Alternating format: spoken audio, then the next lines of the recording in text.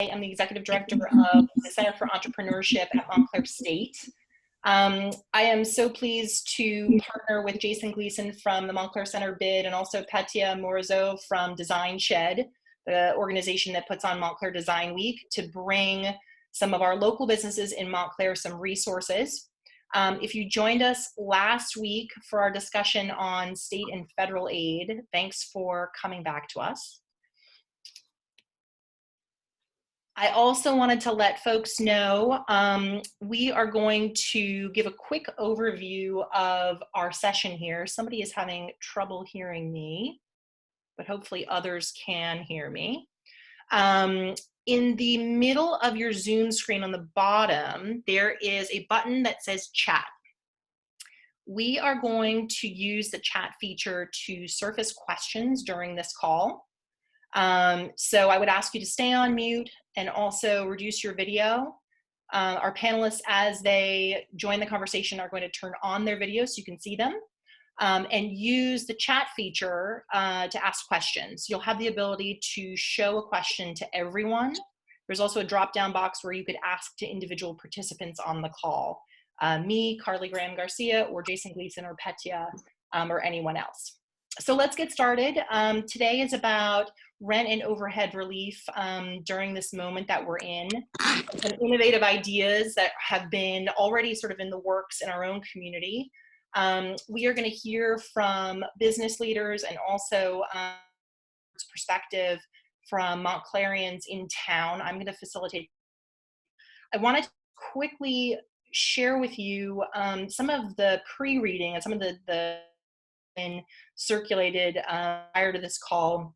There's been a lot of discussion around rent relief, specifically residential rent relief, and this discussion today is really around commercial rent relief and supporting small businesses in our community.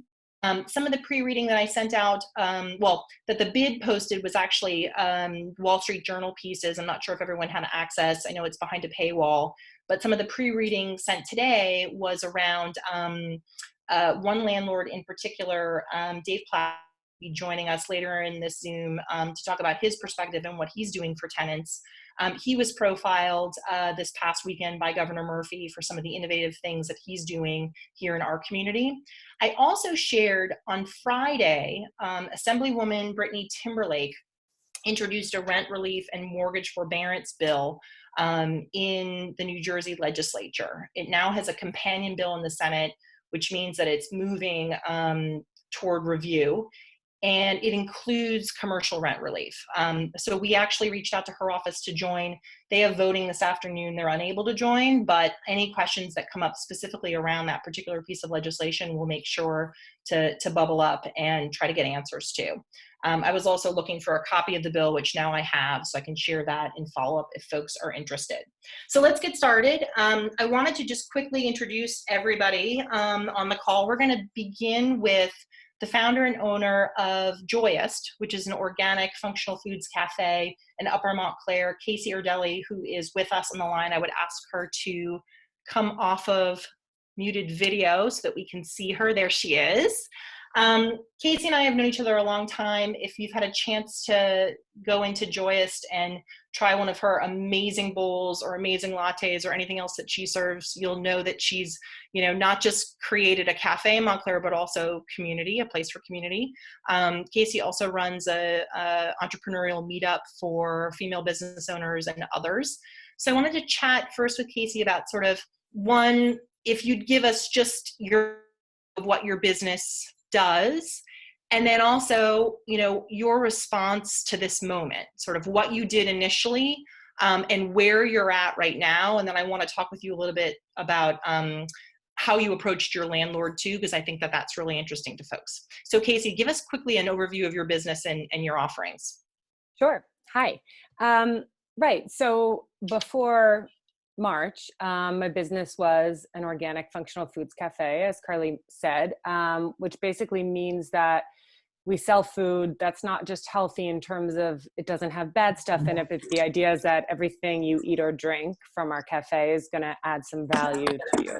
So it's going to give you more energy. It's going to give you more nutrients. That's what we mean by functional foods. So we do a lot of different kinds of foods, grain bowls, avocado toast, smoothies, coffees. We also have a retail section that sells clean beauty products and things like that. And even before all this started, we did have a fair portion of our business was curbside pickup. So people would order online, pull up in the back and come and get their food.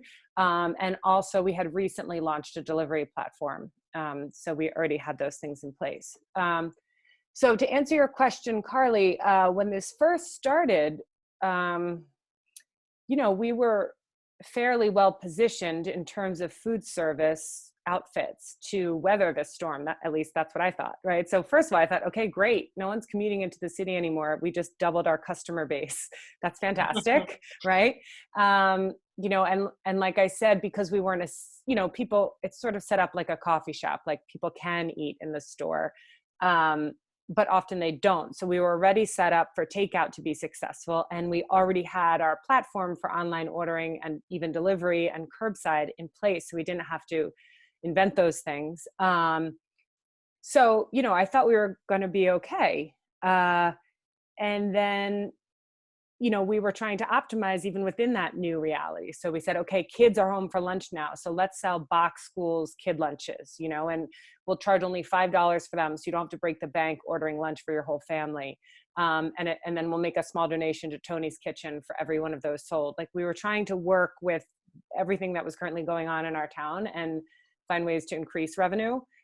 We were about to launch take-home dinners for the same reason. So, we do like stir-fry kits. So basically you take home our grain bowls, but we package them so that you throw it in a pan instead, add sauce later, add your own meat if you like, and then you have dinner.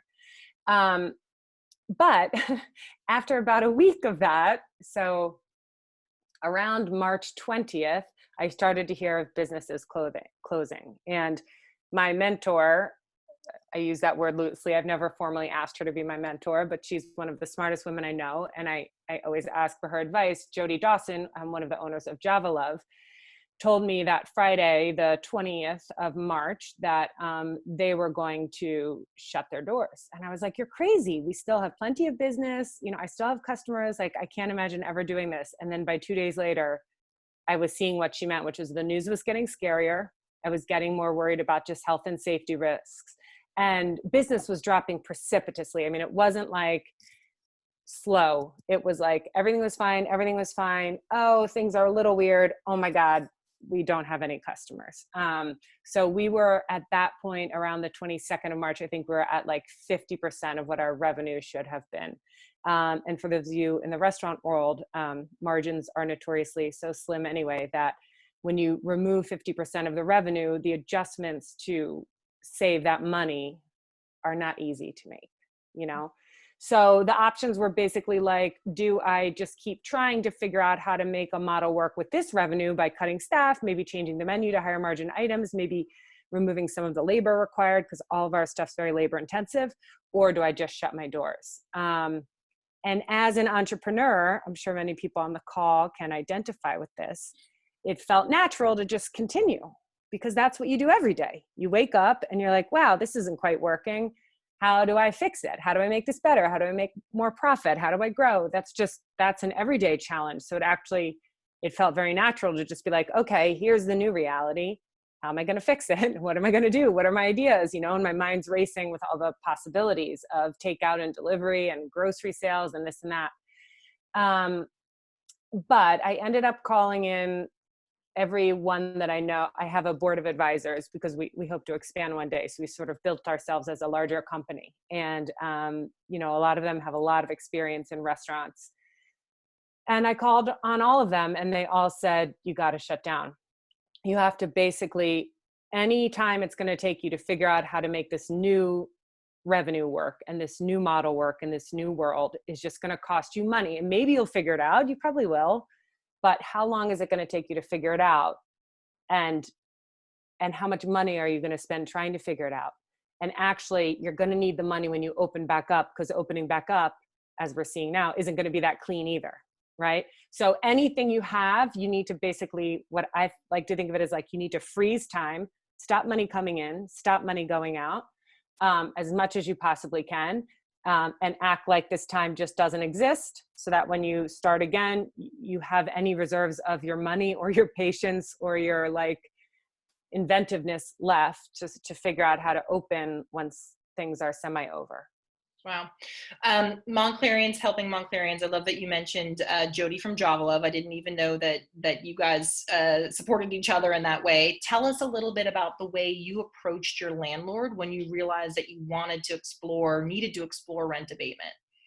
So I want to say this with a caveat, and we talked about this earlier, Carly, but not only is my landlord not institutional or even partially institutional, it's a family business. They've had the building in their family for almost 100 years now, maybe 80 or something. And they also happen to be very kind and very fair people. So I know right off the bat, I'm dealing with a different situation than exists in a lot of Montclair. But basically I reached out to him and I told him what I was doing. I told him that I was closing. And I said, so what can we do? And he came back to me with an offer to either pay half my rent on schedule or defer it until when I open again. But this is 1 month at a time. Dave, I know you're going to talk about this as well, but this was for April. So, we don't know how long this is going to go on. So we kind of have to take it 1 month at a time. So he said, okay, you can pay half of April on April 1st and never pay the rest, or you can pay all of it later. And I said, okay, I need a little time to think. And, I thought about it. And I didn't feel like that was enough. I mean, from a very crass business perspective, I know they can't fill the space right now, right? So I have a little bit of the upper hand from a negotiating perspective. From just a reality perspective, if I don't have any money coming in and this might last 3 months, I can't pay half. And I know that when I open again, I won't be able to pay double. And I also feel like from just a fairness of the world perspective, if I said, okay, I'll defer and I'll pay all of it later, it feels like, why should the small business owner be the one who shoulders all of this, right? My business is suffering. All businesses are suffering. Unfortunately, that means the landlords have to suffer too, and maybe they'll get the help. So maybe they get the mortgage abatement or the tax abatement. Help can come from many different places. And I didn't feel like it all had to fall on me as a small business owner and on us as a small business community. So I went back and I said, listen, I think it would be more fair to defer and pay half later. And pay it back in quarter-month increments. So for example, if I was only closed for April, I would pay 1.25 months in May and 1.25 months in June, and then I would be back on schedule. And luckily, as I said, they're kind, fair people, and they said, okay, I understand. We still need to, they don't have a mortgage because they've owned it for so long, but we still need to cover our taxes, so we do need that money back. So they were kind, but I mean, if the government starts giving them tax abatement, if other landlords start getting mortgage abatement, I think the conversation changes again. Yep. Thank you for being so open and honest and just sort of candid about your experience, and also pushing back on your landlord, sort of sharing with him what you really needed. Did you go through the exercise of some sort of lease addendum, or tell us just more about exchange, whether it was verbal and obviously they're good, kind people, but yeah, just so folks here know sort of how that went down.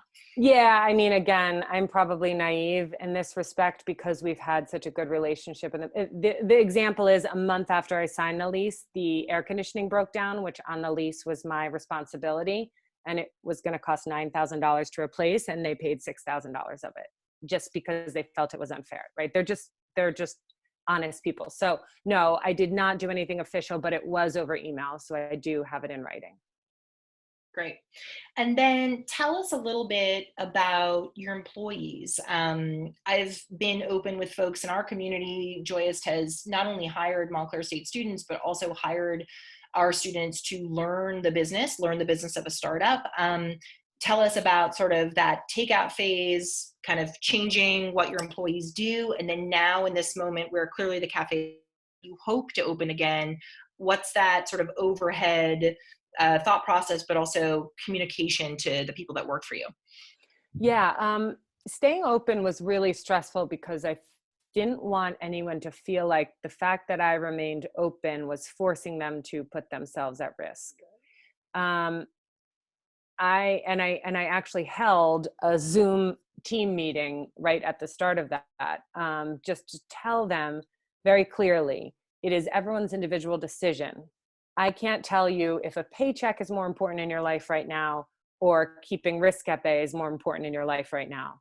And I knew it varied from employee to employee. If they were living with someone who was, immune compromised, or if they really needed a paycheck, because they were sort of living on their own, very different scenario. And I didn't want to make that decision for them. So I made it very clear that it was up to them to choose which of those two options they wanted. And then once I had that information, I would make a decision about whether we had enough people to run the shop. And if they had all left, I would have closed sooner. As it worked out, it kind of worked out perfectly, where about half decided it was better for them to leave, and then the other half stayed. And those that stayed, obviously not having really school or anything anymore, they were able to work more. So and we needed less labor because we had less customers. So it actually ended up working out in terms of covering the shifts we needed. The ones that stayed were awesome. I can never thank them enough. They changed so quickly. They just jumped on top of everything. My store manager, we have two. And the one who sort of worked less as a manager, she's an MSU student. Her name's Taylor. She's fantastic. She just completely stepped up and became my right-hand woman overnight and did an incredible job. So I got really lucky. And when I told them that we were closing, they were like, I know. Yeah, they were really easy on me. And again, with a caveat, I'm not employing a bunch of people who are the lead breadwinners for families. So I know this is not true of every business. It's a little easier with younger people, and they're not responsible for other humans. But they were really supportive and kind. And, I've just been kind of staying in touch with them and being honest that I have no idea what's happening next or when. Yeah. Which is yeah. the truth. Share with us. So that just makes me think too about sort of your continued connection with your community and also customers, because you'd mentioned to me just sort of in the takeout phase, your customers then, tipping, and then you being able to sort of share it with your employees. Tell us sort of about kind of that experience, but then also how you're continuing to sort of stay connected to your customers during this moment when you're closed. It might give some folks on the Zoom some ideas. Yeah. So, yes, I sort of skipped that part. Is when we decided to close, the way we wrapped it up was we had a really successful day. Actually, our highest revenue grossing day ever was March 25th. So we announced we were closing on the 24th, and we opened up online ordering for people to stock up. So basically to kind of daily harvest style, buy smoothies that are frozen that they keep in their freezer, and, buy our salad dressings and buy our acai bowls frozen and things that they might miss. And we sold more that day than we've sold on any other day in our nearly 3-year history, which was kind of amazing. And I think partially because people wanted it, but partially because they were just trying to support a business that they cared about, which I'm so grateful for. And then on the final day, we sold off all of our remaining fresh produce, and all the proceeds from those sales went directly to the employees. So not the profits, but just all of the money we took in from selling groceries went directly distributed as a bonus to them. And we allowed for, extra donations, and the customers were incredibly generous, which was fantastic. And the second question, what am I doing now? So as someone who's supposed to be an expert in marketing, which is my old job, I know what I should be doing, which is, putting Instagram videos up every week and teaching how to make things at home. And I've done a little bit of that, but I don't really have a filter. It's really hard. I'm finding it really hard. It's hard. Yeah. I'm homeschooling two children. So it's hard from a space in my brain perspective, but it's also hard from an emotional perspective. I don't know when we're opening again. I spent years building this business. I don't know what comes next. And I try to get excited about, making videos and getting responses, but it just feels a little not enough at this moment. So I don't know, when I feel the energy, I put some makeup on and make a video and post it. And that's the best I can do right now. Well, it's pretty good. And you answered sort of my last question before we shift over to Dave Placek, who I'd ask if he could come off mute so we can shift to him in a minute, about sort of your return. Just thinking about, kind of in your mind, are you hopeful to be 2-3 months and then back in some capacity? You were thinking about scaling, folks. You were sort of candid with that to people. Mm-hmm. I guess I won't put you on the spot because maybe you don't have an answer for that, but we're hopeful that you have a very speedy return. Thank and you. Really appreciate you chatting with us. For those of you who have questions for Kacy, please type them in the chat. The button is at the bottom of your Zoom screen, and we're gonna ask that Kacy stay with us and shift over to Dave, who I'm gonna find on my screen. There he is. Okay, so Dave Placek, who I didn't give a proper introduction to, is managing partner of Community Investments. He was called out and heralded, I would say, by Governor Murphy this past weekend for some of the actions he took to provide some rent abatement for his tenants. Dave, I wanted to just give you the floor to talk a little bit first about who you are and what your business is, and then if you would, tell us what got you some attention last week. Yeah, sure. Appreciate it. Thank everyone for being on this. Wonderful that you guys have set this up for our local community. So I've been a resident of Montclair now for 7 years. My wife, Bridget, and I have 3 little kids. In addition to the real estate business that I predominantly run, but Bridget's pretty important advisor in that business as well. We've been small business owners in town. I think some of you have known us from Little Bear in Upper Montclair, which was a poke restaurant. We were in business for 1.5 years there. It was a struggle the entire time. So I think we understand, how difficult it is to, get a small business started and then operate a small business. We still pay rent on that space. We still write a check every month. Unfortunately, it's a rather substantial check because we signed our lease at the peak of the market. I don't think we'll get any relief from our landlord. So we're kind of going through this as a small business owner as well, having to write that check. We also owned Mezoco Mexican Taqueria that was at the Walnut Street train station for a little while. We also have a third restaurant. It's our Achilles. Well, it's my Achilles heel. We bought a liquor license in town back in December when the town auctioned it off, and we're planning to open a new restaurant, sometime by the end of this year. I don't know if that's going to happen or when that's going to happen, but, certainly have the small business owner's perspective in town as well. My professional career, I started as a bean counter with Ernst & Young, and then I've worked in institutional real estate for almost my entire career until I went out on my own about 2 years ago. So I've worked for big institutional ownership groups that have owned, $10 billion plus portfolios. The previous 2 years I've been on my own. Prior to that, I worked with a national real estate investor and developer, really running their East Coast platform and a commercial platform nationwide. So certainly have, a lot of different perspectives going into this whole thing. We realized, in mid-March that this was going to be stressful, just seeing what was happening in the rest of the world. And I think most particularly in Italy with the closure of the country.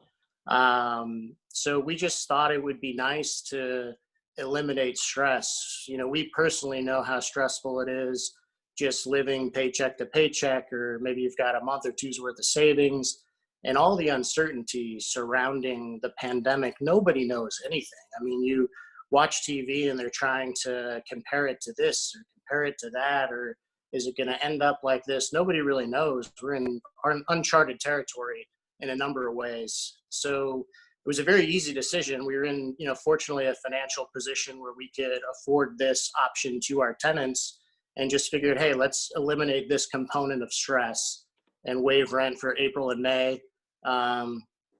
We had made the decision like earlier last week to waive June as well. We haven't sent that notice to our tenants, but that's certainly something we're going to be offering them as well. And, this whole thing just started out as a gesture to make their lives easier. We asked them if they could, pay this forward. We're big supporters of Tony's Kitchen and have been helping them out if they need additional space to store goods, which they haven't needed because their operation blows my mind, how good they are at doing what they do. And knowing how many, people and meals they're serving every week is just really incredible. So, we've been sending them money, trying to get them space if they need extra space. And then also, ask them to pay it forward to the local businesses in town if they could buy gift cards or if they could order takeout, whatever it might be. Certainly in Montclair, more than a lot of towns, we're so small business oriented. My personal stressor is on the other side of this, how many businesses are we going to lose that make up the fabric of our community? And it's scary to think, like, it's a lot of work. You heard Kacy talking about it, and your life's work goes into opening a small business. It's not an easy thing. There's the one thing you think you know how to do, and once you put it into action and actually try to open a business, you realize, wow, it's a lot harder to do this on a bigger scale and serve people. And wow, now I need to do bookkeeping, and now I've got employees. I need to keep track of payroll. Like, there's all these different facets of running a business that makes it really hard. And we want to make sure that the small businesses in our community and small businesses everywhere have the opportunity to get through this. I think it's fortunate that our story's gotten out. It's been really embarrassing, to be candid with you. I mean, we had no idea Governor Murphy was going to put my face up at his press conference on Saturday and give us a shout out. And ever since then, it's been really overwhelming. I guess the good thing about it is, I think this morning when I woke up at 9, there were probably 100 emails and like LinkedIn messages from people who are tenants, who are landlords, who are moms of people that started small businesses, just saying what a nice gesture, or asking, hey, I can't afford to give free rent to my tenants, but do you have any ideas, about how we could work together? And I think that's kind of the hard question right now is, how do you give? And there's hardship on both ends. We're small, we're not institutional, so we can kind of make decisions on our own, which is a luxury, just like Kacy's landlord. But if you're in a building owned by an institution, or a building that's owned by a landlord who doesn't really want to afford you the opportunity to reduce your rent or restructure your rent, how do you work within those circumstances? There are some options. And I created a list. I'm the least tech savvy person there is. So I don't know if I can send this around or distribute it. I sent it to you, Carley. You should have it. I don't know if you can send it to everyone or put it up, but just a few ideas on conversation starters if you're a tenant with your landlord, or vice versa. If you're a landlord, reach out to your tenants. I think right now, everyone needs to be compassionate and have understanding. Like, nobody caused this situation, right? It's not a tenant who is in default of their lease because they're a bad actor. It's not a landlord who's in default of their lease because they're a bad actor. And if there are landlords who are bad actors, and by all means, report it. You can report it to Montclair Township. You can report it straight to the state.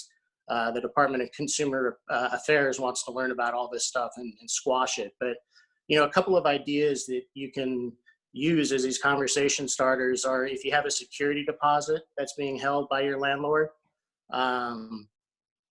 possibly talk to them about using that to partially offset whatever your, rent obligation is, or if you've paid a last month's rent in advance or anything. Those are 2 buckets of cash that the landlord's sitting on that they might be able to use. The other idea is, landlords have obligations. They don't just own this stuff and, collect the check. They got to pay property taxes and maintenance bills and utilities and everything else. And, May 1st is coming up, and big property tax bills are due from everybody. The other thought is just talk to your landlord and say, hey, we've got no revenue coming in. We know you have expenses. Is there a way we can just pay you our pro rata share of those expenses to get through this? And then, make it up on the other side of this by amortizing the base rent in over the rest of the lease term. or giving you some other form of rent reduction that you can, afford to pay, and amortizing the rest of that in over the remaining lease term. I think it's going to be hard as a small business owner to, not pay rent for 3 months. No, click it. And then when business, comes back, to say, oh, now my rent's going to be double or triple to make up for those months that I missed. That doesn't seem realistic. So if you can amortize that in, or basically spread out whatever that rent abatement was over the rest of your lease term, it should, make it a little bit more absorbable by the business owner. The other idea is take advantage of knowing that you're going to come back on the other side of this. I think as a landlord, I don't know where occupancy is going to be when we come out of this. I don't know where rental rates are going to be when we come out of this. Landlords should be wanting to retain tenants as much as possible right now. I have a strong feeling that the, small business owners' pool of available space is going to be pretty wide when we get back to whatever the new normal is going to be. And as a landlord myself, I would want to lock in some of those tenants for the longer term. So maybe you can do what they did in the 2008 era crisis with lenders and borrowers. They called it blend and extend. It was, here's the loan. I'm going to let you pay it off 4 years from now, and I'm going to charge you a little bit higher interest rate. You can blend and extend rental rates as well. So if you think you can come out on the other side of this as a tenant, I think Kacy said it very well. She has a lot of leverage because there aren't going to be a whole lot of new businesses looking to lease space, I don't think, for the next year or 2 years. So use that to your advantage and figure out, is there a new deal we can cut where I can give the landlord more term, but offset, whatever my rent obligation is in the short term to ride kind of through what we're all going through. I highly recommend getting this stuff documented if you do work out arrangements with your landlord. Really hard to sign stuff right now if you don't have the technology or anything to be able to do that. So certainly get it in writing and getting it in an email. I'm not a lawyer, so I can't tell you whether or not that's going to hold up in court, but I think just for your own protection, if you can get a signed document, lease modification, whatever it might be, certainly attempt to get that. And I think if you're a landlord listening right now, be sure that any of these modifications that you're making with your tenants, if you have a loan, you get it cleared by your lender. I always think if you're a borrower on a property, your boss is your lender. So you want to make sure any of these, modifications or courtesies that you're going to be giving to your tenants, you make sure that your lender's okay with it. So you're not all of a sudden going to lose your property for, your good intentions trying to work things out. I do think most lenders are being very understanding right now in most circumstances. And I think a lot of the larger property owners too, other than the smaller ones, some of the institutions are recognizing that, the small businesses are, again, the fabric of a lot of these communities, and you're starting to see them come up with, ways to help their tenants that are small businesses either get the PPP dollars that are out there, or the SBA loans that are out there. It's certainly a complicated world with all these stimulus packages and different programs and everything else that's available. It seems like it takes a little bit of work on the business owner's end to get their documents in order, tax returns, payroll forms, things of that nature. And you're starting to see a lot of these bigger organizations and property owners, really lay out roadmaps to help their tenants get through all that stuff. So if you're a tenant and you don't understand any of it, ask your landlord. And if your landlord can't point you in the right direction, reach out to me or Carley or whomever. We can point you in the right direction to where some of these resources are.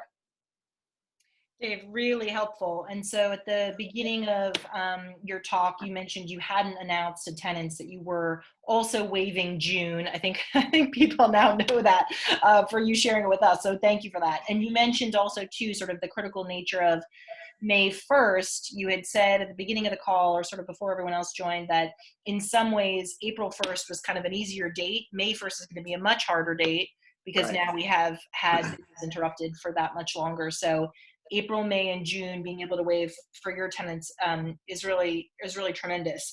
I will circulate the list of the 6 tips you just outlined to everybody here. There were a few questions for you that popped up in the chat. I just want to make sure you're aware of. So Holly was asking you specifically, are your tenants residential as well as commercial, or were you mostly referring to commercial? No, I've got residential as well as commercial.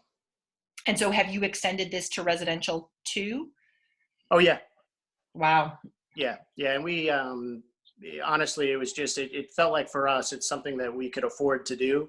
And, nobody asked us for rent relief or anything like that. We just thought we'd throw it out there and eliminate any of the concern from our tenant base, having to do that.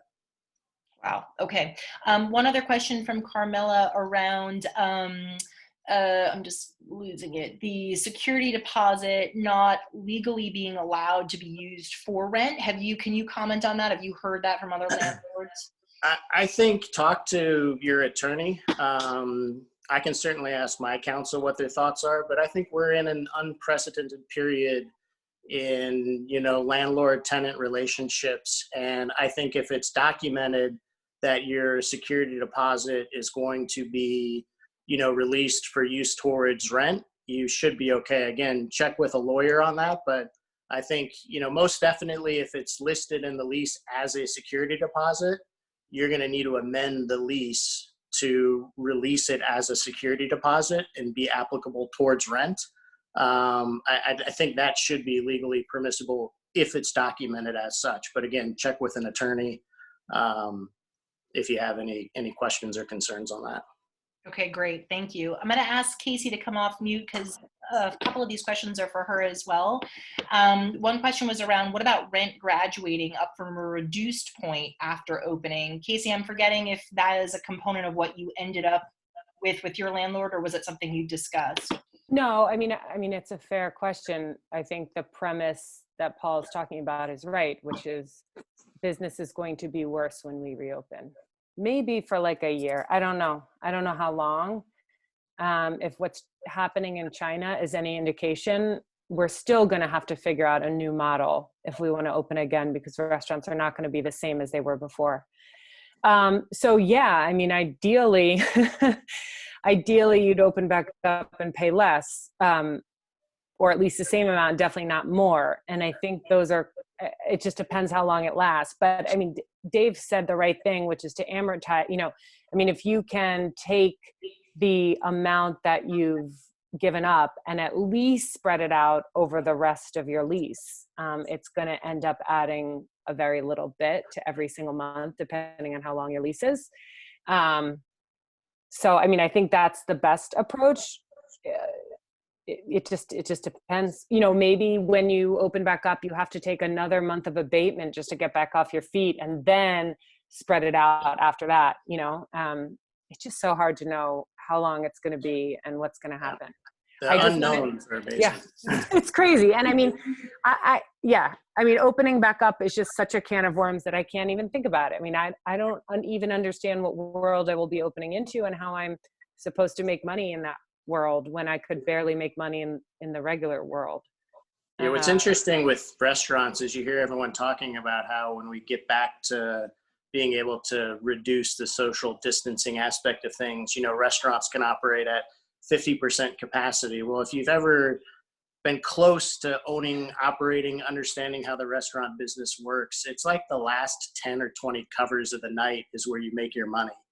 So if you're only going to open up and the opportunity is to get 50% of the normal covers you would get, you're going to open up to lose money. It just doesn't make any sense unless, you're able to really do gangbuster takeout, catering, delivery type service. But, it's such an unknown how you unwind and get everything back up and running to whatever that new normal is. Kacy, to your point, I would say that a month of additional abatement is probably nowhere near enough. And it's just hard to imagine how, this all continues to get through. I will say that, like, if you find parties that are willing to work together and understand that, like, you're both in this, and both of your success is great if you can both give to be successful. And success is not like who makes the better deal and who gets more money out of it. Success is getting through this and having a tenant on the other side, right? And having a business on the other side. Like, I think that's what we're all striving for right now, because there's so much uncertainty with regards to everything. Like, let's just survive. And once we get to the other side, you know, we're going to be in a much better position than those that didn't survive. And unfortunately, there's going to be a lot of businesses that don't make it. I think you're exactly right, Dave. And that's how I felt in my, even though we were negotiating, which sounds like a bit very businessy word, I did feel like my landlord and I are on the same team. I mean, we both want the same thing, which is me to get back open, paying rent, and having a successful business as soon as possible. So it's one of the reasons I went back with a counter offer. Wasn't like you said about winning. It was about, here's what I need, or I can't do this. You know, it's just about kind of like honesty and what is each side able to give in order to not completely crumble. Yeah, and a landlord's alternative is not all rainbows and sunshine. No. Like losing a tenant is not a good thing. You know, if a tenant goes into bankruptcy, there's issues there, there's legal dollars, there's time lost, and then you're left with a vacant space. And again, like, you know, rents are not going to be the same as what they were in February and March. They're going to be drastically lower on the other side of this. So I really think it behooves local landlords to be proactive in restructuring leases now to keep the tenancy there for themselves, but then also keep the small businesses alive so Montclair recovers faster than other communities. Yeah, for sure. Let me go to the chat because there have been a couple of good questions added. So earlier in the chat, there was a question about exactly what Dave just raised, sort of takeout, and it was for Kacy around what were your best-selling items and how did you market them, especially sort of in this changed environment? And then a follow-up question from Petya, Kacy, if you've considered approaching another restaurant and sharing overhead of one space, are you willing to comment on either of those? Yeah, sure. I think I wrote back to the first one just to say it all happened so quickly that we didn't really sort of see a shift in our best-selling items or market any specifically, aside from adding that lunch option that I had mentioned for children.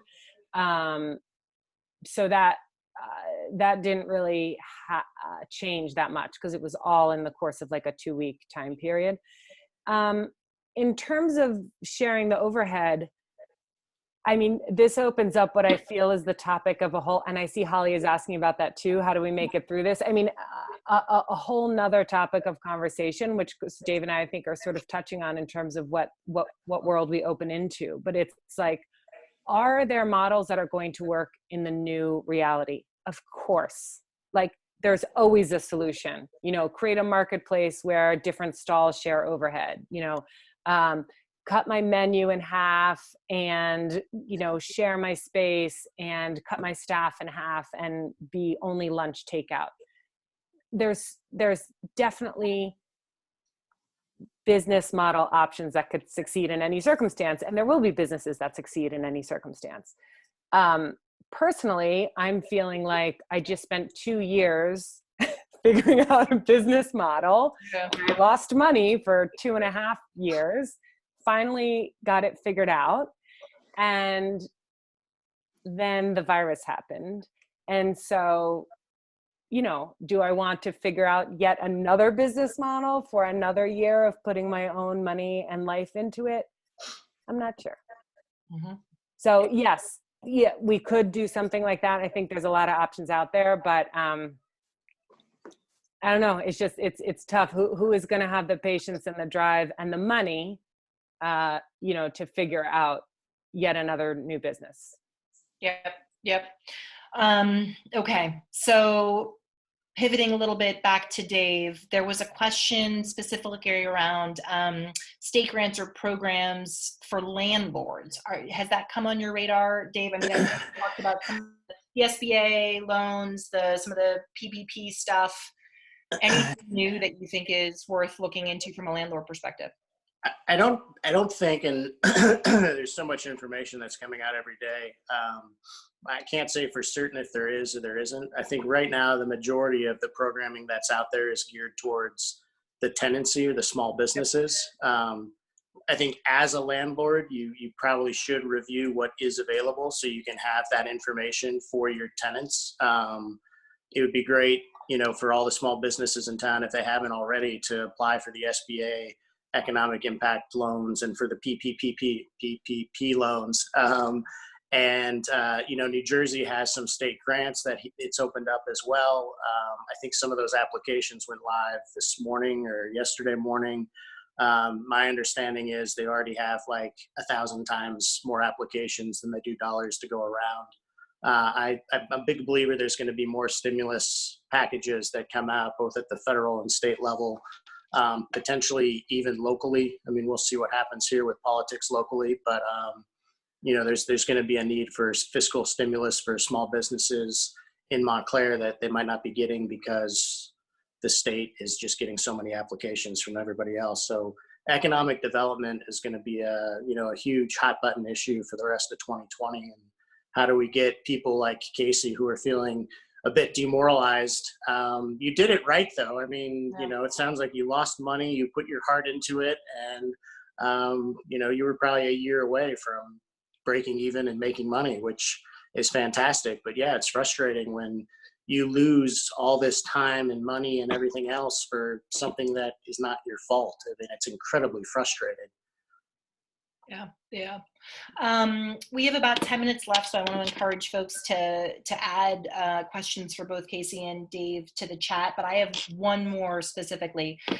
So both of you, interestingly, mentioned Tony's Kitchen, which I think is wonderful, and Tony's Kitchen is such an incredible resource in our community. I've obviously been following them. Are there things that the business community can be doing specifically for Tony's Kitchen now that you're aware of? Like I saw the call for a walk-in fridge a couple weeks ago, right? There's some very specific asks that they've had beyond just kind of the fundraising and the volunteer shifts. Anything that you know that you can share broadly? I'll let Dave handle this one.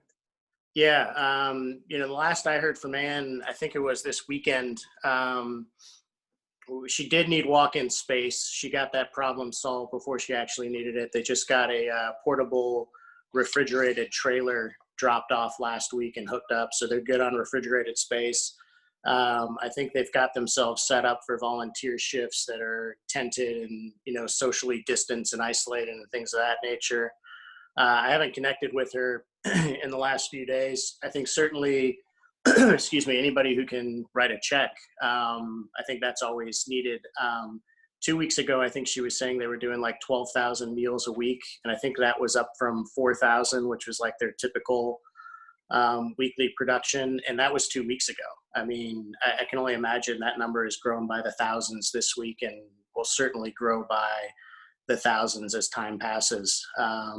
I think volunteers are always needed. It's tough to like figure out how you can do things and help right now, right? Because you're scared maybe to go out and volunteer in person and get in contact with other people. But anybody who's got time and is okay volunteering, I'm assuming they would take the volunteer hours and certainly the donations. I think other than that, I don't know what they might need. Probably doesn't hurt to reach out if you've got questions. They're very responsive. And I got to tell you, like, my hat's off to Ann and the whole team over there that's working. They are some of the most logistically sophisticated people that I've ever spoken with. I mean, to go from 4,000 to 12,000 meals in a week is incredible. And like the different delivery drivers and drop-off points and getting food in and getting it separated and processed and cooked and packaged and out the door, it's amazing. I agree. Okay, we'll make sure to circulate some stuff for Tony's Kitchen too, although I'm sure many of you are already connected, just to kind of bubble it back up with what we push out. One question that Holly surfaced: do you think that New Jersey will change the law and allow business owners to be eligible for unemployment? Dave, I'm not sure if you have any comment there. I actually thought there were some new provisions, but I got to go back and look. So the PPP program, as of Friday, was open to sole proprietors and independent contractors. I'm assuming as a small business owner, you may classify under one of those two categories. So you can get, it's like 2.5 months worth of payroll that you would pay yourself. And that's up to $10,000 a month. Definitely different than unemployment. I'm not sure if they've changed the provisions for unemployment to allow the self-employed to collect unemployment. But I can look into that and we can let you guys all know. Okay, thank you. But if you are a small business owner, you should apply for the PPP grant, or it's a loan, but it's a forgivable loan as long as you pay yourself 75% of the proceeds, you know, between now and June. Okay, great. Oh, glad to have Montclair on, and I'm so thrilled that you're interviewing Anne. Thank you for the note in the chat. Okay, so we're rounding in on about 5 minutes. One more question for Dave. If in New Jersey, if you own 5% of business and you're not eligible for unemployment, even though you have paid into it.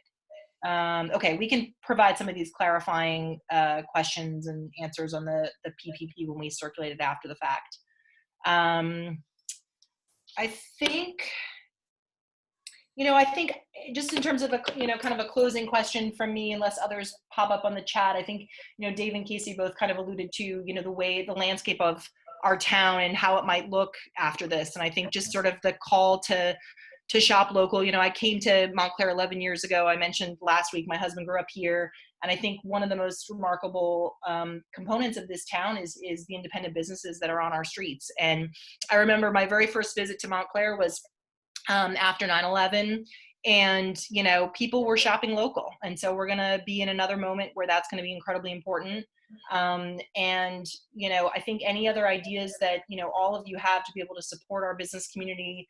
My neighbors and I were all talking about, buying the gift cards as folks were doing delivery when, a couple of weeks ago when we were still sort of in that moment. And we're going to come back from this. I think that's been said by Dave and Kacy and others during this call. I'm also going to circulate, just as sort of a close, the Assemblywoman Timberlake piece that we talked about, which includes commercial rent relief that was discussed at the opening of this. Some of the resources that Dave shared. Phil Cantor is sharing a Brian Layer story from WNYC around SBA, which I'll also share with everybody. I think many folks have been sort of experiencing the frustration of applying for some of these grants and loans. Things have been opening, people have been submitting their applications, and there's sort of this instant, the money's gone. But I agree with Dave. I think there are going to be many rounds of stimulus, and so we're going to see more of this. So Kacy, Dave, any other closing thoughts on your end for this community? Hang in there, right? We're all trying to get through this together. And, if there's anything anyone needs, feel free to reach out to people in town. I think, more so in Montclair than anywhere, which is why we chose to call this home. There's this great sense of community, especially when you're faced with these types of circumstances. So there's plenty of people in folks or town that if they have the ability to help you, whatever it is you need help with, just go out there and ask. And I'm sure if the person you ask can't help you, they'll probably refer you to one or two people that might be able to. Yeah, no, none. Dave said it much better than I could have. Just good luck to everyone. Agreed. Kacy, Dave, thanks so much. Thanks to all of you for joining, and we will have another session next Monday, so stay tuned to the Montclair Center bid, which will post information to join us next week. Take care, everybody. Thank you, everyone. Thanks, everyone.